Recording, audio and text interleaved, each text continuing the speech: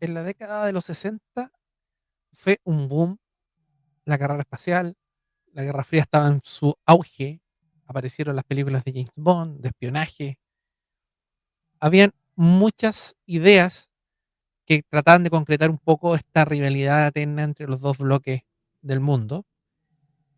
Venía, por supuesto, el año 69, la llegada del hombre a la luna, pero antes de eso, el año 66, comenzó la serie Viaje a la Estrella. Por lo tanto, el ansia y el deseo de explorar nuevos mundos se llegaba hasta a todos lados. Estaba la serie también Viaje al fondo del mar. Y el año 66 se estrena una película de la Fox que vino también a hacer una especie de cambio importante en este paradigma de cosas que nosotros podemos catalogar la ciencia ficción.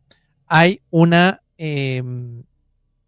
premisa que muy interesante, que es la de disminuir tanto a una persona o a un vehículo que se puede inyectar a la sangre de una persona.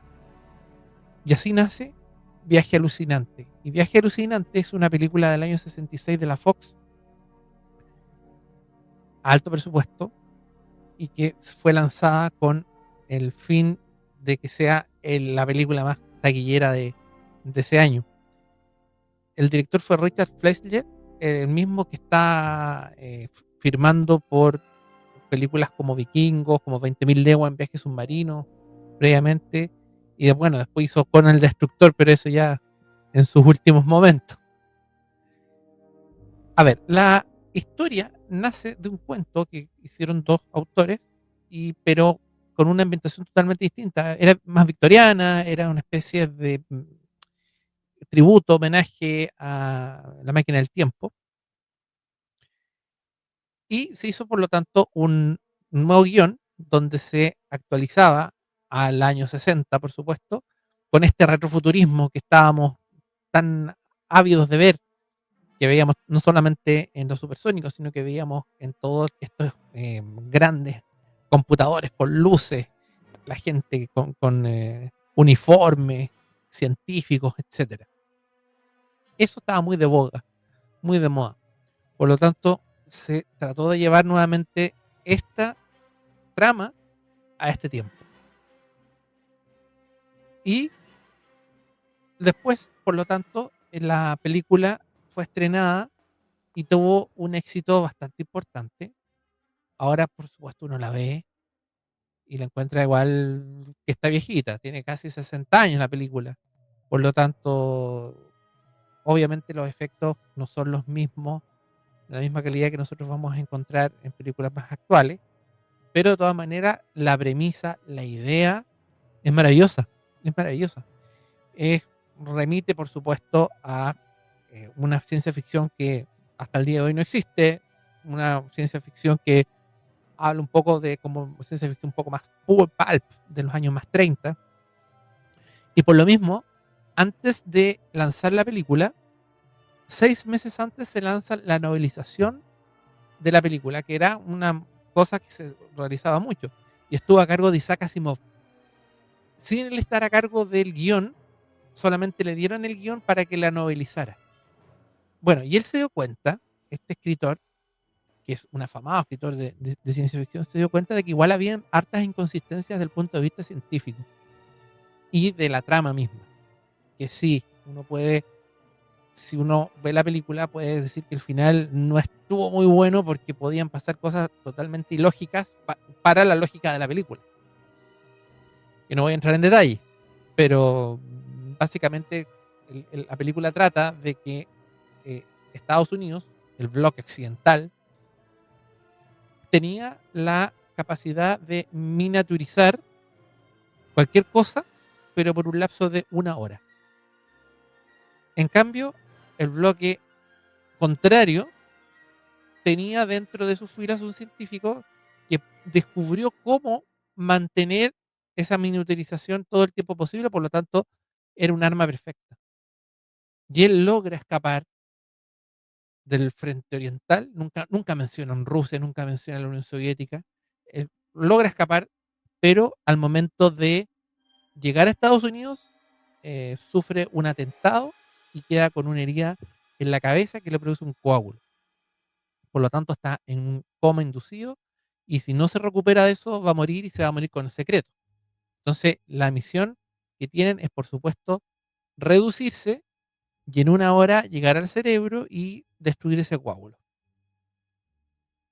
Ustedes pueden ver entonces cuáles pueden ser las implicancias. Tienen una hora de tiempo y es súper interesante también el hecho de que la película dura como una hora 40 y los primeros 35 minutos, más o menos, un poquito más, es como todo el preámbulo de qué es lo que pasó, de esto que le estoy contando yo, pero el resto de la hora más o menos coincide con una hora de tiempo. Por lo tanto, se está adelantando a la serie 24 muchos años, porque es más o menos justo el tiempo que se necesita para cumplir esta misión. Bueno, eh, Isaac Asimov se dio cuenta que había mucha inconsistencia y él hace esta novelización de este guión tratando de arreglar lo más posible esta inconsistencia. Y cuando salió, que salió 6 meses antes, fue súper alabado este guión. Incluso en los diarios o la gente creía que la película había echado a perder la novela porque no era tan buena como la novela. Y en cambio, él siempre dice, pucha, nunca lo van a entender, nunca van a aceptarlo, pero yo agarré un guión y lo arreglé y lo hice novela y lo publiqué antes. Ahora, él nunca quedó conforme 100%, y esto como paréntesis, 100% con el resultado de esta novela, porque en fondo eran ideas que él no estaba absolutamente de acuerdo. Por lo tanto, lo que él hizo muchos años después, en los años 80, es sacó su propia versión de esta historia. Cambió los nombres, pero básicamente mantuvo las líneas generales de la idea, pero adaptado a un fundamento científico mucho mayor. Y él le puso Viaje Alucinante 2. Entonces, existen dos libros de Isaac Asimov, para cerrar este paréntesis, de Viaje Alucinante. Viaje Alucinante 1, que es la novelización del guión de la película, y Viaje Alucinante 2, que es la reinterpretación de este guión a cómo lo quiso hacer Isaac Asimov y que lo sacó como 20 años después. Punto. Bueno, esta serie, perdón, esta película eh, tuvo una serie incluso, después animada de Filmation, de una temporada. Fue tan el éxito que alcanzó que logró tener incluso toda una serie animada, como tuvo el Planeta de los Simios, como tenían Viaje a las Estrellas, como tenían mucho en ese momento. Y ahí quedó un poco, no en el pasado, sino que quedó como, como un buen recuerdo. Por supuesto, eran películas que no pasaba mucho más, porque no había video, porque solamente se repetían cuando lo daban en la tele, y ahí por supuesto que era muy bien recibida una película que estaba muy adelantada respecto a las ideas que proponía, pero quedaba corta con los efectos especiales, porque los efectos, a pesar de que se hacían con cariño, que se trataba de utilizar efectos prácticos para todo lo que se pudiera, más efectos, algunos efectos muy artesanales, un poco más elaborados, igual daba la sensación de que quedaba corto, ¿ya? En una época que estamos hablando del año 66, cuando recién estaba empezando eh, Viaje a las Estrellas como serie, empezaban a hacer las mejoras de las películas de ciencia ficción, etcétera. Y ahí nos vamos a saltar hasta el año 87, porque el año 87, quizás, mira, nunca se sabe, quizás por eh, la idea de hacer una especie de remake de esta película, porque ya habían mejores condiciones desde el punto de vista de efectos prácticos y de efectos especiales, se realiza una nueva película, pero que no es un remake. Es una película que toma la misma idea de que se miniaturiza un submarino y se mete al torrente sanguíneo y que tienen que cumplir una misión. ¿Ya?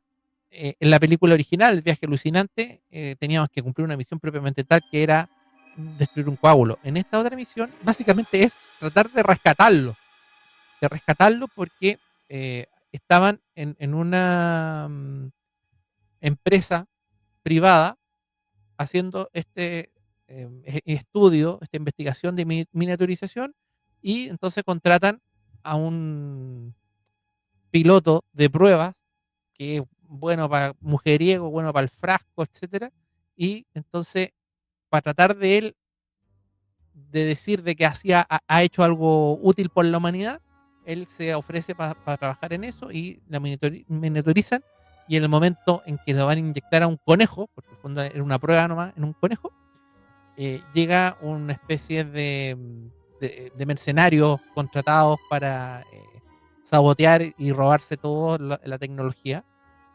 Y entonces el científico que está a cargo logra agarrar esta jeringa donde está este submarino, que es para una persona, una plaza nomás, con este ocupante dentro, que es Tuck Pendelson, que está interpretado por Dennis Quaid. Y finalmente se lo inyectan a un tipo que es absolutamente hipocondriaco, ansioso, estresado, todo esa carga emocional y mental, así que anda así como tiritón por la vida, que está interpretado por Martin Short, este comediante que salió del Saturday Night Live, ya que había estado hace poco haciendo Los Tres Amigos, y él entonces actuó como este persona que recibe a este submarino miniaturizado.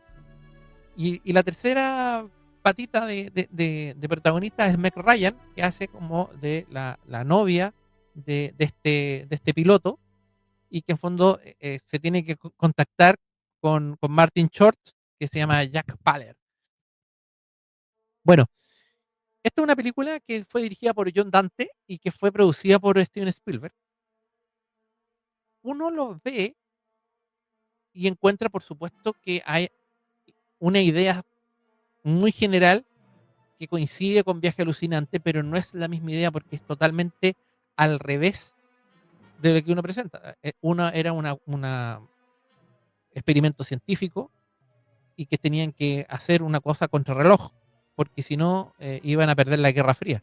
Aquí no hay Guerra Fría por medio, aquí lo que hay que hacer es rescatar a este piloto porque básicamente se le acaba el oxígeno y va a quedar ahí muerto y se pierde la tecnología.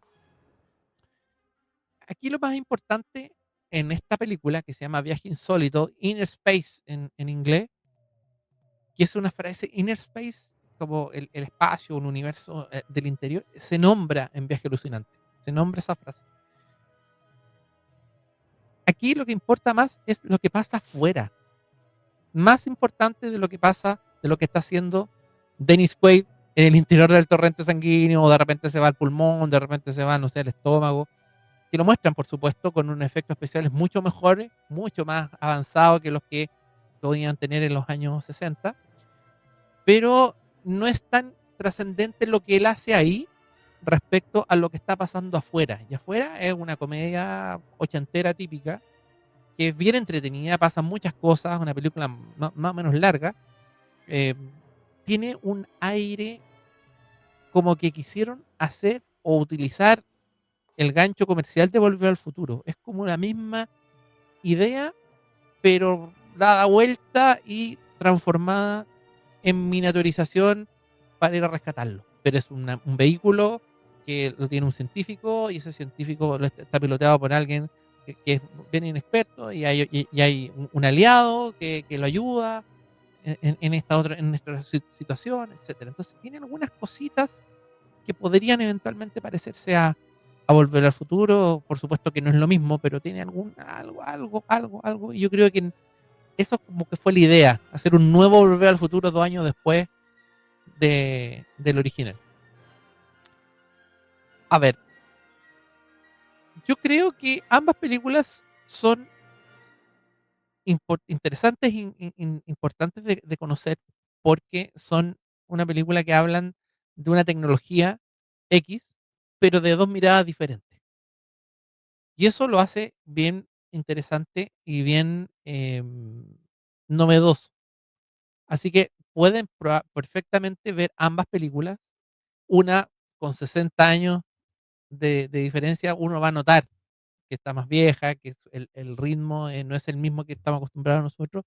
En cambio, la del año 87 ya es más parecido a como nosotros estamos acostumbrados a ver películas, y los efectos especiales también son un poco más parecidos y que incluso fue nominado y no estoy seguro, parece que incluso hasta ganó un Oscar a los mejores efectos especiales. Pero ambas películas son bien interesantes y yo se las recomiendo para que las puedan ver. Así que los dejo invitados. Viaje alucinante del año 66, un clásico de la ciencia ficción y de la literatura de ciencia ficción por la novela de Isaac Asimov. Y el año 87 con Inner Space, Viaje Insólito, dirigido por John Dante, producida por Steven Spielberg y protagonizada por Dennis Quaid, Martin Short y la Meg Ryan. Así que invitados para que revisen esta película. Si la vieron, alguna de estas dos, escríbanme qué les pareció, si tienen alguna duda, si quieren proponer alguna otra película, así como de parejas para poder ver, nosotros los vamos a revisar y la vamos a compartir con ustedes. ¿Ya?